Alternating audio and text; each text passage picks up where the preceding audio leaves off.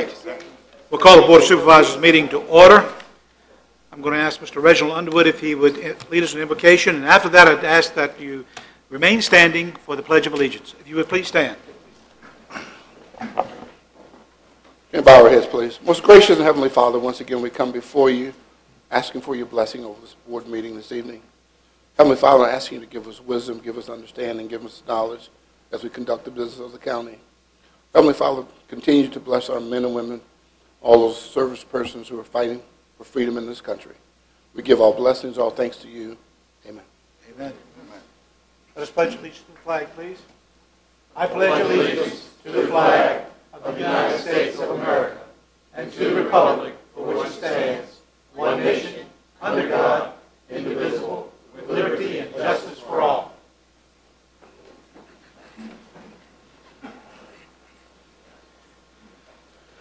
Mr. Colley, are there any amendments to the agenda? No, sir. Opening board comments. Mr. Black? None at this time. Mr. Taylor? I would just like to announce that I'm planning for a district meeting in August on the 28th at 7 p.m. at the Upper Caroline Fire Department, and also on the 30th at the Port Royal Fire Department at 7 o'clock. And I would just like to an opportunity for citizens to meet and to discuss issues of concern, and someone from the county administrator's office as well to talk about some of the issues or what may be some upcoming issues to give voters some prior knowledge of some of the issues that might be of concern. That's all that I have right now. Thank you, Mr. Taylor. Mr. Underwood? Mr. Chairman, certainly I missed the last meeting and had to be away, but I want to thank the board for taking up an issue that was in Caroline Pines, and I totally support your vote regarding the fees. We agreed to establish that service district, and I think it was a good vote, and certainly I appreciate the board supporting that as we started. Thank you. Thank you. Mr. Seeley? I just have one comment, and I know VDOT's not here, but I know Mr. Thomas has brought up, but I was going through the 207 corridor, and we talked to VDOT once before about signage for the businesses down there, the blue signs. And and I know, Mr. Culley, you probably weren't here when we started down that path, but, you know, McDonald's still has their own homemade signs that they had made out there, and the other businesses still lack any sort of signage as to where to go since we've reconstructed the 207 interchange. And I guess if we heard anything else about the left turn lanes coming up out of 207, when I was glad I was in my truck, actually, because the road's actually like it used to be at Flying J. If you're not in a pretty good-sized vehicle, you could get lost in the ruts. But if we could talk to them about the signage, the blue signs for businesses, and see what we need to do to get the road fixed, again, would be... I've gone there a couple times now working over at the county fair and to get food. It's very interesting. Thank you. Thank you. Mr. Thomas? Yes, Mr. Chairman, thank you. I have one which is similar. I forgot to ask VDOT last week, and I'm going to ask Mr. Culley if he would follow up. I'm requesting a crosswalk of some sort of crossing area between the Food Lion and the apartments or somewhere in that area. There are a lot of people that cross in the street in the middle, and it is kind of dangerous. I'm not sure whether it's out of the town, so it's still Broadus, or if it's Rogers and Clark Boulevard, but in either case, it's right across from the Food Line, somewhere between McDonald's and the Food Line. If we could get a crosswalk and maybe a reduced speed limit, just to make sure. I know we've had a fatality there in the past, so I'd like to make sure we prevent that. That's all I have, Mr. Chairman. Thank you. Thank you. The only thing I have, Ms. Carter, I believe there have been at least one group that has a festival. Has talked to me about the license and the issue. And I'm not sure exactly where we stand on that at this point. It's my understanding that they have one a year. Okay.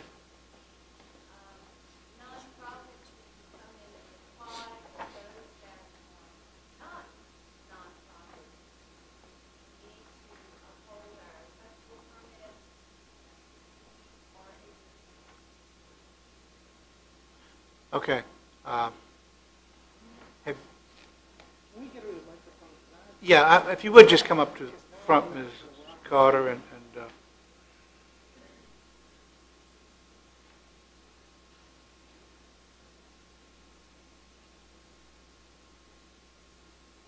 would you explain again what you just said? We weren't able to. The nonprofits can come in and fill out the application, and we need their nonprofit status and their paperwork.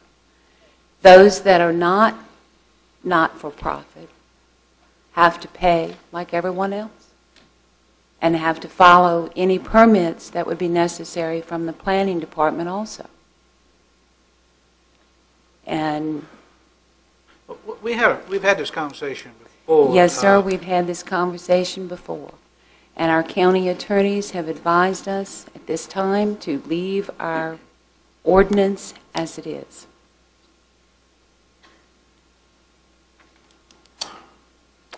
The Board of Supervisors has the right to exempt any event, and Ms. Crosby, I hope I'm correct on that, that they wish from the licensing. I know that we've looked at this in the past, and it's very difficult with some of our other businesses that have located in the county. I understand.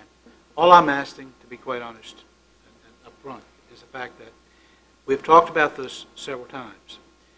It was my understanding from the last conversation that was held was that an entity, and let's just say it be well, the one that comes to mind is Lady Smith Village. They have a fitness festival every year, and then they have a fall festival every year. And they give the money that's collected to a charity. I think this year's fall festival, which is We do have to understand that the vendors are there to sell on their own. I understand. They are there to sell on their own. Yeah, I understand, but they're paying, they're paying to sell there. They're paying to set up tables there. And that money is going to, this year, Caroline's Promise. Last year, it went to, I believe it may have been Lady Fire Department, but it was, may have been emergency services, Maybe Caroline Promise needs to sponsor the event. We do My have... other point is, I think this board, members of this board, should be made aware of what the final decision is and what is being done, rather than leaving us thinking one thing and your office doing something else. Well, the way the ordinance is, sir, it's been very difficult because... Well, maybe we do need to look at the ordinance. Maybe the ordinance needs to be made clear and easier to look at. I don't know. I thought our office had looked at it, and I thought we had Yes, sir. provided a response, but I can look at it again if it hadn't been. I don't but know if thought this it was board has seen the response to it or not. I mean, I know the last time we talked, I don't recall seeing it, but the last time we talked was the fact that we were going to try to find a way that was going to accommodate these groups. Yes, Once a year, sir, as long as they had it but once a year. that is That a was my not-for-profit group. understanding. Pardon? That would be a not-for-profit group. Once a year, not, once a year only, excuse me, once a year only if it's a nonprofit group. Right. The attorneys have issues with it. Maybe we should let the attorneys address that back to the board so that it's very clear. I can send you the discussion that Ann Neal and I had, and it's a little more complicated. I know we've looked at it, and I can provide that fairly easily. I feel confident. Okay, and then the board needs to make decisions to have which to go from that point on. Okay, thank you, Ms. Carter. You're welcome. All right, that's the only comment I had, question I had, board comments, open board comments. The first item on the agenda this afternoon is introduction of Lieutenant Colonel Peter Doggle, the commander of Fort E.P. Hill. I'm not sure who's going to do the introduction, and I'll start. If that's all okay. right, Chief, go ahead. Mr. Chair, members of the board, good evening. Good evening.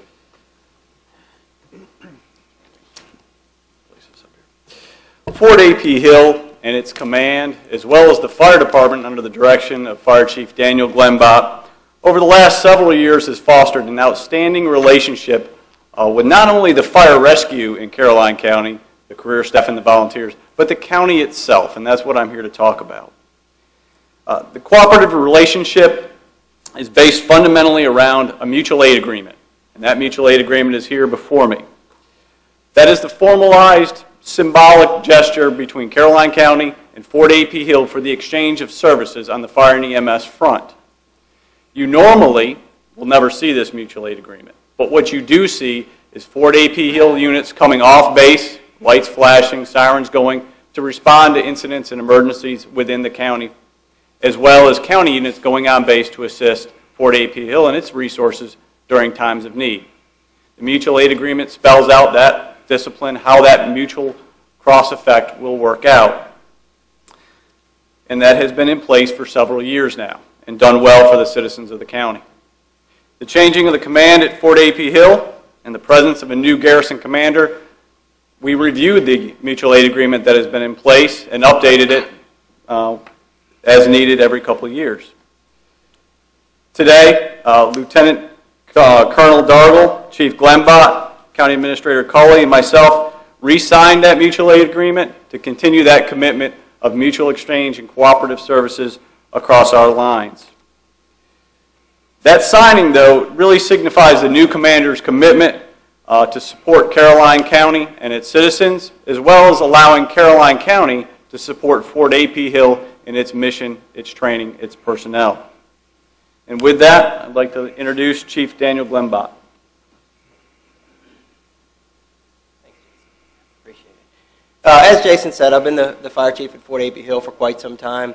We've had a wonderful mutual aid agreement with Caroline County the entire time that I've been the chief, and the different emergency managers and fire chiefs that the county has gone through. We've continued that process. As Chief Loftus says, we have a new garrison commander. I want to take the opportunity to formally introduce the new garrison commander to the Board of Supervisors. I know most of you have met him in informal occasions and you know, in different venues across the county, but formally I want to introduce the garrison commander to the Board of Supervisors, the citizens of Caroline County, so that he can make his commitment to you as previous commanders have. Colonel Dargle comes to us with over 20 years of service in the Army. He's got several deployments under his belt. He's been to Iraq several times. He most recently came to us from Joint Forces Command down in Suffolk. Before that, he was at Fort Hood in Texas. He attended West Point Military Academy and graduated with a bachelor's in military history. And subsequent to that, he attended Kansas University in Manhattan, Kansas, and has a master's degree. Colonel Dargle took command June 16th of this year of Fort A.P. Hill, and he has a wonderful wife, Jean, who I've had the pleasure of meeting and spending some time with, and he's got 3 great children who I've also had the opportunity to spend a lot of time with. Morgan, his oldest daughter, and Bryce, his oldest son, and then Heidi and Peyton. Great family man, great family. And with that, I want to formally introduce Colonel Dargle to the Board of Supervisors. Good evening. Good evening. Good evening. To the members of the board, and then to the crowd here. Truly an honor to be here with you tonight. And as Chief has already mentioned, this is really a significant day for A.P. Hill and Caroline County, especially with the signing of the mutual aid agreement. There are a few things that are out there that are more visible and more emblematic of the great partnership between A.P. Hill and Caroline County than the mutual aid agreement. This really is a strong symbol of our commitment to Caroline County and recognition of the strong commitment that Caroline County provides back to Fort A.P. Hill. So we thank everybody for their support on this and the great partnership and effort that we have and will continue to have throughout the tenure of my command. So thank you very much, and look forward to a long-standing positive relationship between all our sides. Thank you. Lieutenant Colonel, we really appreciate your service to this country. I had the opportunity and the pleasure of breaking bread with you, I think, Thursday evening. Yes. I should say eating fish together last Thursday, and it was absolutely a pleasure to get to know you a little better.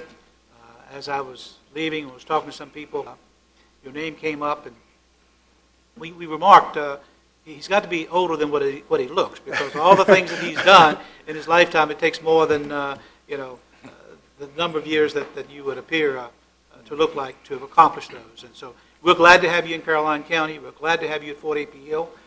We want to be good neighbors to you and to A.P. Hill, as we have in the past, and we certainly appreciate what you've done. The mutual aid agreement has certainly been good for Caroline County. I'm not sure it's been as good for the A.P. Hill as it has for Caroline County, but it's certainly been good for Caroline County, and we tremendously and greatly, as a board and as a people of this county, appreciate what you've done and what the past commanders have done. And we wish you much success and much luck, and we realize that you'll probably only be here a few years before you move something bigger and better, and we understand that, and we wish you the best. Mr. Thomas, you had something? I just wanted to ask you on that same note, Colonel. I think it is a fixed 2-year assignment.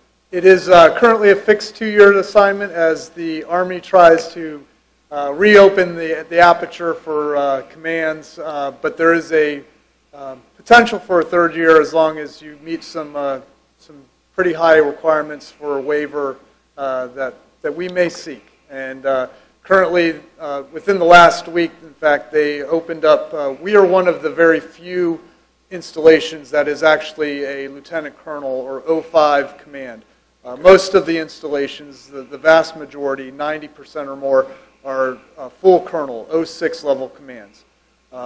And they just last week announced that the 06 level garrison commands can opt for a 3rd year. So I project probably in the very near term that they will continue that and allow for a 3rd year. But currently, as it stands, it's a 2-year command. Okay. Well, I know you have many things you do. There may be some construction projects. You get the Corps in here sometimes Yes. to do things. If you'd like to do some work in the county, I'm sure we'd appreciate anything like that. The other blowing stuff up, we don't necessarily want that, but we understand that. I understand. If there's a case where you'd like to do something in the county, we'd love to work together, and we look Great. forward to the day you're a full bird. Yes, thank you very much, sir. Thank you. Thank you. Other board? Seeley? Colonel, I just have to remind you, I promised your oldest daughter that every time I saw you, G4 is what she wants for her phone, to upgrade. She sat there struggling, 4G, she wants it bad. I know. I promised her I'd lobby every time I saw you, so. Yeah, I will let her know you're doing a very good tonight job. that I lobbied again for her. Just tell her it's another unsuccessful effort on his part. She's not getting it. Any other board members have any comments? All right. Thank you. Lieutenant Colonel. Well, I would just like to add, I do represent the Port Royal District, and quite a bit of your area lies in the Port Royal District. And as a supervisor, and certainly on behalf of the citizens from the district, again, along with the other county citizens, we welcome you and we look forward to working with you. And certainly any way that we can be of assistance, we're more than happy to do what we can. Thank you so much. Thank you very much, sir. Thank you. Thank you. Thank you. Daniel, we appreciate your cooperation and your working with Caroline County as well, and we appreciate you. Thank you. We appreciate you a lot. All right, next item on the agenda is the consent agenda. Is there any item on the consent agenda that any board member wishes to pull? If not, is there... Mr. Chairman, I'd like to discuss agenda item C. All right. Any other items? Is there a motion to approve A, B, D, and E? So moved, Mr. Chairman. Second. Motion by Mr. Underwood, seconded by Mr. Thomas. Discussion on the motion. All in favor, vote by saying aye. Aye. All opposed, nay. The motion is carried. Mr. Seeley, item C. Thank you, Mr. Chairman. And I guess I'm just struggling with the general expenditures when we talk about original and amended, because I can't get the original to match up anywhere in here to put the amended. And I guess with that struggle, I'm trying to figure out how we do that when we can't even figure it out in the budget. Well, there's been several amendments to the budget throughout the year to start with. So if you have the very original budget document for 2012, it is not going to match because it has already been amended several times. But it should match the newest one? Because I can't do that either.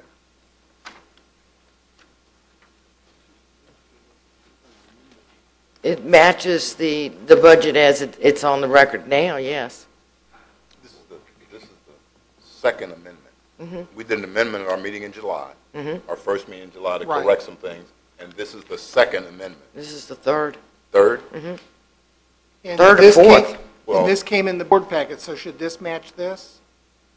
That is the fiscal year 2013 budget. We are amending the 2012 budget. We're amending 12. Okay. Some of the numbers still match up. I'll work with Mr. Black before the meeting.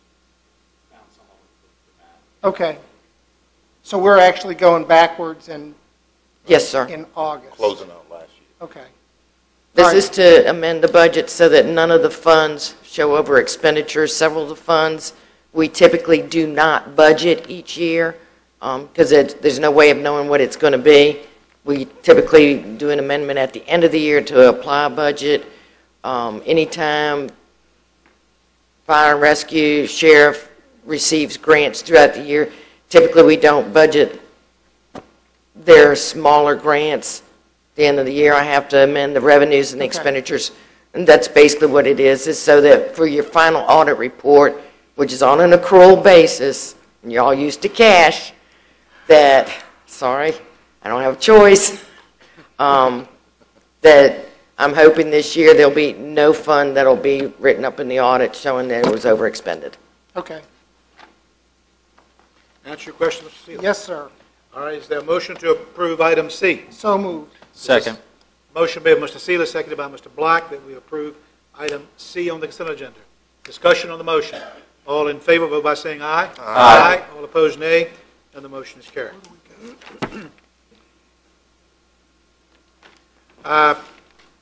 If we could move over to, you want to do 7?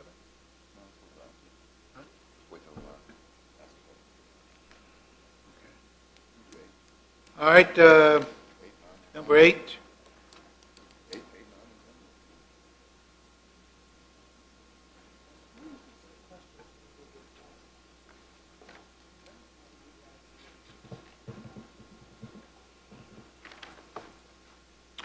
Mr. Chairman, if I may, we had an expert to answer board's questions this evening. He's not here yet. Okay, fine, we'll move on. Thank you. How about the first reading for item 9? That is the first reading of an ordinance to amend Chapter 103, Article 6, Tangible Personal Property and Machinery Tools Taxes, to allow for the proration of personal property taxes. Right. Tangible. Machinery and tools, as listed on the agenda, is not part of it. That's a typo. It relates to personal property only. Apologize for that error. Just the proration. Correct. Is what we're talking about. Easy for you to say. Go ahead. Yes. Mr. Chairman, members of the board, if you recall during the discussion of the preparation of the FY13 budget, the board expressed its intent to begin personal property proration effective January 1st, 2013. Currently, we are a non-prorating county, which means that you basically take a snapshot of the personal property January 1st each year, and then it doesn't change until the following January 1st. This would change that and prorate, as the name implies, as new vehicles come online and vehicles are sold. So in order to accomplish that, the ordinance you have before you is necessary to amend the county code. County Attorney Andy Cosby worked on the ordinance along with Sharon Carter, the Commissioner of the Revenue, and it is before you tonight for a first reading. Question? Okay. Question, Mr. Underwood? Mr. Chairman, just point of clarification regarding the agenda. We're going to change the item. Do we need a motion to change this? To change the agenda item Yeah, itself? the agenda item itself. We've amended we're amending the agenda. Not really, they're saying it's a typo. Machinery and tool tax. It should just be like that, tangible right? personal property. I understand. Just strike that. We haven't had a public, it hasn't Yeah. been advertised yet. Okay, I It's not think that if public. it had been advertised, then yes, absolutely, we would have had to have that. okay. But it has not been advertised, and this is just a first reading for the board. All right, just want to make sure. We will, and Mr. Underwood, you make a good point. This will, to me, it automatically says we need to have a second reading, and we do not need to waiver the second reading. It definitely needs to come back as a second reading. Correct. All right. Okay, go ahead. You ready for specific questions? Yes, Mr. Parton. Ms. Parton, as I was reading through this, and not only do I not know what CITUS is, but I'm sure that's a technical revenue term, SITUS, or is it CITUS? Obviously, I didn't know, as I didn't know how to pronounce it. So there's something that we'll need to explain. But that wasn't necessarily my point, because I guess that's the effective date. But we said we would give relief, refund, or credit.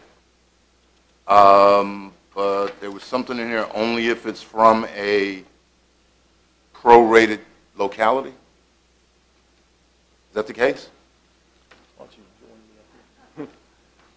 And I just want to make sure, because it seems fair if we prorate and if Hanover prorates, you're not going to get double charged for your car. If we prorate and Spotsylvania doesn't, you are going to get it. Was that your intention? Okay.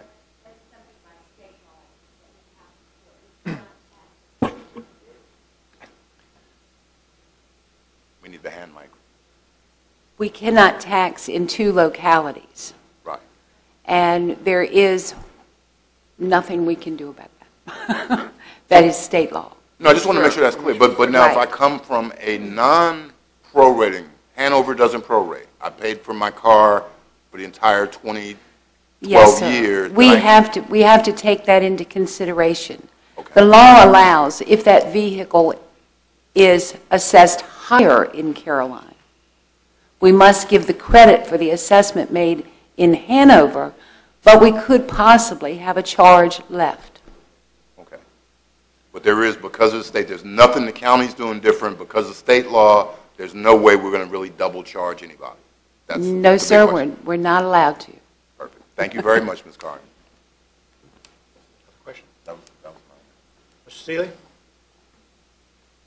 And I guess to follow the proration, at what point do we start looking at next year? Because we talked about changing the taxing, and I don't remember the right word, amount.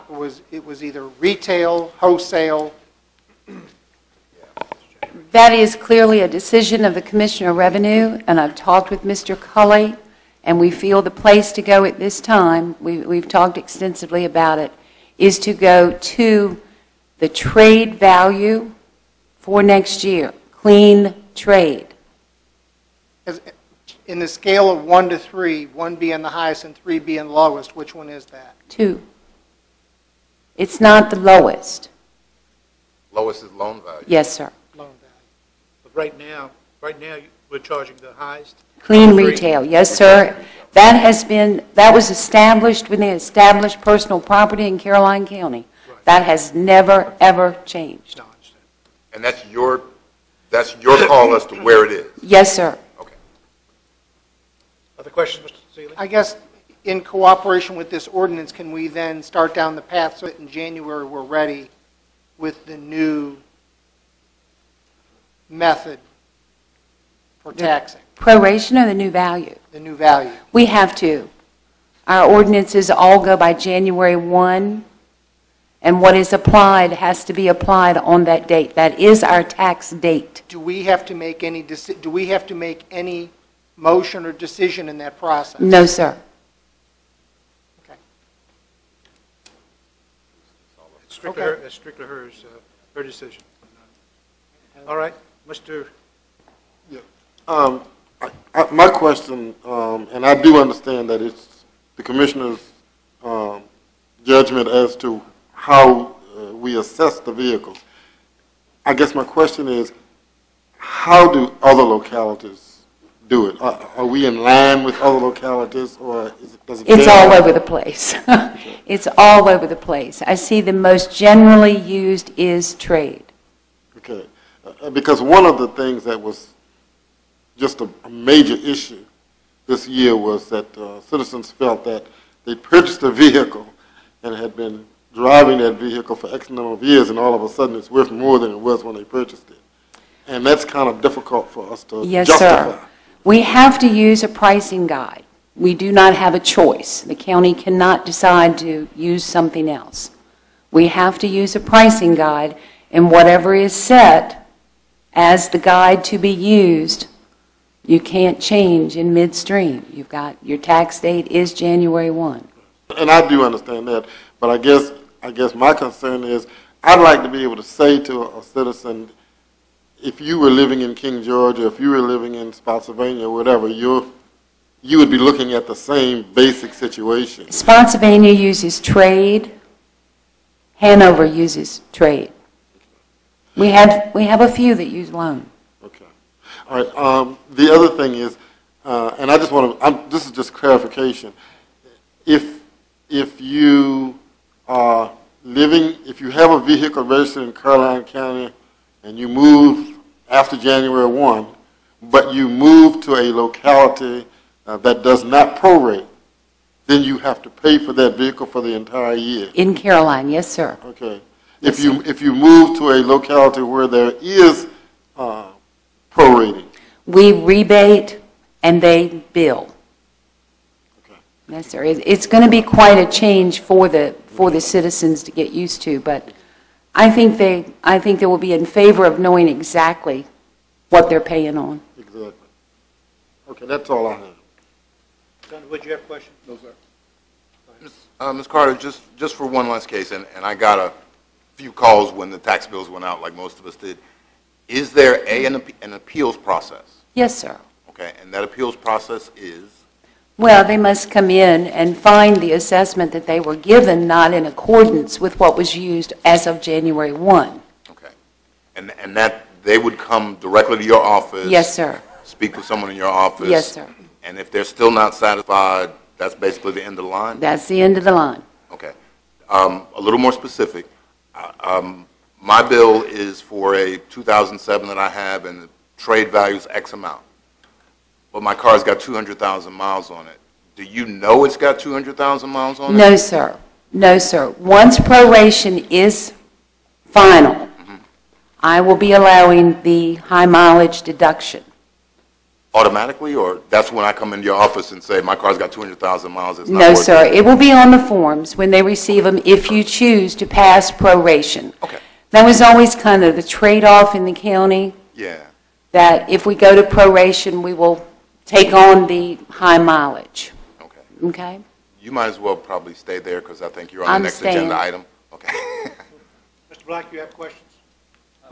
The one thing I'm curious about here, and I understand you're, by adding proration, it's going to be a lot more for both yours and Ms. Curran's office. Yes, it is. Do you know when counties go to a proration, is it common to add employees? It's common to add more than one in both offices.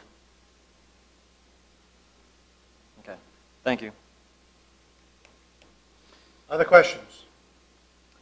Mr. Pardon or Mrs. Carter on this issue? All right. Mr. Pardon, the board is going to want to have a second reading on this particular issue, and make sure, if you would, the next time. We'll get the title right next time. Okay, thank you. All right, thank you. The next item on the agenda is going to be item 10. And item 10 is discussion of new positions in the Commissioner of Revenue and Treasurer's Office to implement personal property tax proration. I asked you not to move. Mr. Pardon, did you want to lead in, and then Mrs. Carter and Mrs. Curran can answer any questions we have? Yeah, let's go that route. Mr. Chairman, members of the board, you will also recall when we had this discussion during the budget process that it was made known at that point that by both the commissioner and the treasurer that they would require one additional full-time employee each. And We're asking now, with moving forth the proration for authorization from the board to advertise those two positions. The position would be a tax examiner or personal property for the Commissioner's office and a customer service agent 3 personal property for the Treasurer's office. We are requesting authorization for a October 1st hire date. There is a training period for the employee to ramp up prior to the implementation. Therefore, the October 1st date for hire. We're proposing both positions as a grade 13 on the county pay plan, which carries a minimum salary of $28,321 to a maximum salary of $43,048. We would ask for a little leeway in the hiring range, up to $32,000 for a very well-qualified candidate, so that we have that flexibility if we're blessed with a good pool. Factoring in the benefit cost, and I have to say this is the worst case scenario because it assumes that both employees would take the full family coverage for health insurance. You're looking at a total cost of $51,638 for each employee, for a total of $103,000 roughly for both. That is, again, a worst case scenario. And it is, I think we talked about $100,000 cost for the positions when we, during the work session discussion. Mrs. Carter estimated that proration would generate approximately $700,000 in new revenue, back out the approximate $100,000 for the expense, you're at $600,000 in net gain there. So again, we're asking for the authorization to create the two positions at a grade 13 leeway to $32,000 in a starting salary, and to make the positions effective or hire date of October 1st. Ms. Hatcher, the budget does reflect the $100,000 expenditure No, for positions? No, sir, it does not. It would require a budget amendment to add it to the budget along with the revenue, so it still would be. So the revenue has not been included? No. The board did not want to do that. During the discussion. Okay. That was being conservative. All right. Board members have questions? Mr. Black? Mr. Parton, I guess I just have a couple questions here. First of all, the $700,000, maybe Ms. Carter can answer this. The $700,000 number that we're getting for the revenue, where did we come up with that exact? That was just taken from our adds and deletes that we did in the prior year and balancing out the average vehicle. It's just a mathematical, we hope that people will still buy cars. But we just took the adds and deletes from the year before. We can calculate what that will be. And then the second question, isn't Culpeper County doing the same thing? Yes, sir. As they are? Yes, sir. And then did your office call them at all as far as? No, sir. We're working with York County, Fauquier County, Hanover County, and Fredericksburg. Okay. Thank you. Other questions? Okay.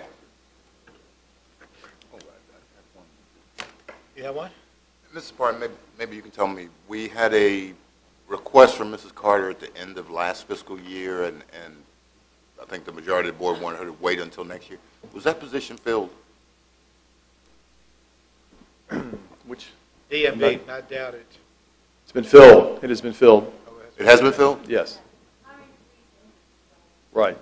I just want to make sure. So is there any, and I guess this is for the Treasurer and the Commissioner of Revenue, is there any opportunity for these positions that are being proposed to kind of backfill and substitute other folks, or is this going to be purely for the proration because it's just that much of a job?